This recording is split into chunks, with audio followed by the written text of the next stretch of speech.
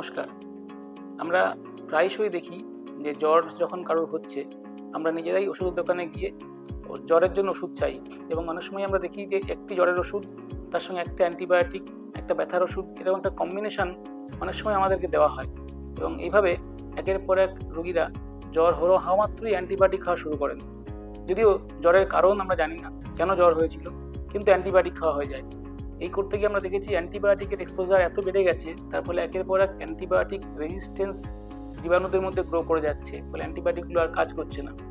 এবং জ্বরের বেশিরভাগ ক্ষেত্রেই কারণ হচ্ছে ভাইরাল। যে ভাইরাল জ্বরের ক্ষেত্রে কিন্তু অ্যান্টিবায়োটিকের কোনো রোল নেই, অ্যান্টিবায়োটিক কাজ করে ব্যাকটেরিয়ার উপরে।